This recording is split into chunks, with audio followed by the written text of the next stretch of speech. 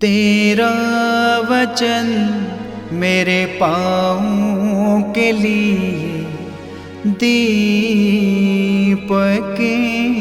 है और मेरे मार्ग का उजियाला है। तेरा वचन मेरे पाँवों के लिए दीपक है।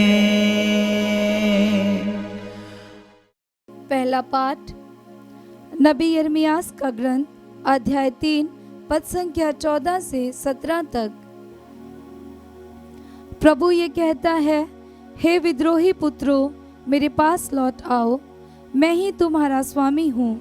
मैं तुम लोगों को सब नगरों और राष्ट्रों से निकालकर सियोन में वापस ले आऊँगा। मैं तुम्हें अपने मन के अनुकूल चरवाहों को प्रदान करूँगा, जो विवेक और बुद्धिमानी से तुम्हें चराएंगे।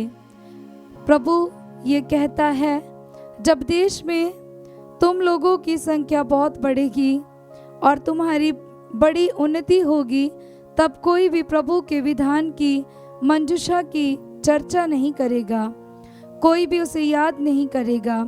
किसी को उसका अभाव नहीं खटकेगा और उसके स्थान पर कोई दूसरी मंजूषा नहीं बनाई जाएगी।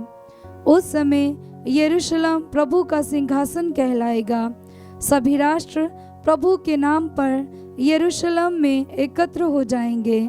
वे फिर कभी अपने दुष्ट और हठीले हृदय की वासनाओं के अनुसार नहीं चलेंगे।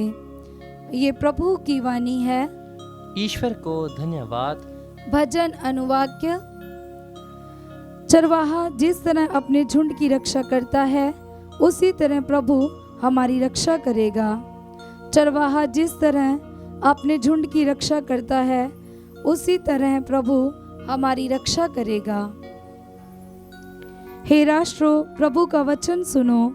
सुदूर द्वीपों तक ये घोषित करो, जिसने इज़राइल को बिखेरा वह उसे एकत्र करेगा और उसकी रक्षा करेगा, जैसा कि चरवाहा अपने झुंड की रक्षा करता है। अनुवाक्य। चरवाहा जिस तरह अपने झुंड की रक्षा करता है, उसी तरह प्रभु हमारी रक्षा करेगा।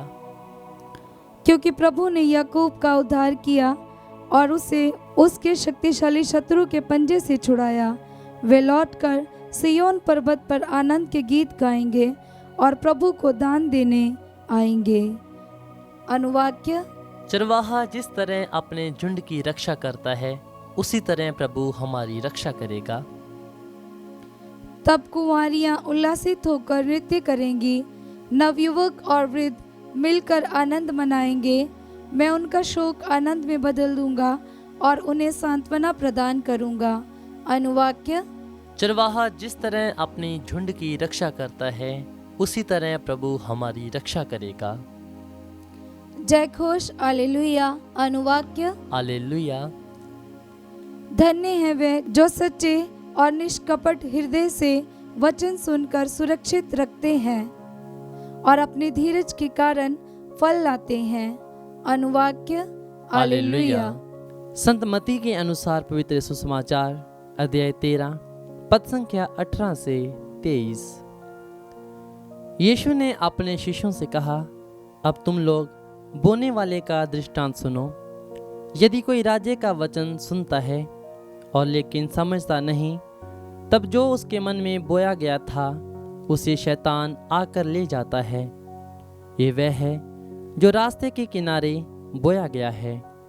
जो पथरीली भूमि में बोया गया है, ये वह है जो वचन सुनते ही प्रसन्नता से ग्रहण करता है, परंतु उसमें जड़ नहीं है और वह थोड़े ही दिन दृढ़ रहता है। वचन के कारण संकट या अत्याचार आ पड़ने पर वह तुरंत विचलित हो जाता है।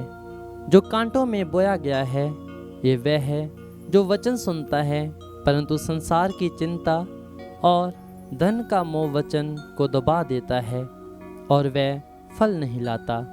जो अच्छी भूमि में बोया गया है, ये वह है जो वचन सुनता और समझता है और फल लाता है, कोई 100 गुना, कोई 60 गुना और कोई 30 गुना। ये प्रभु का पवित्र सुसमाचार है। ख्रीस्त की जय।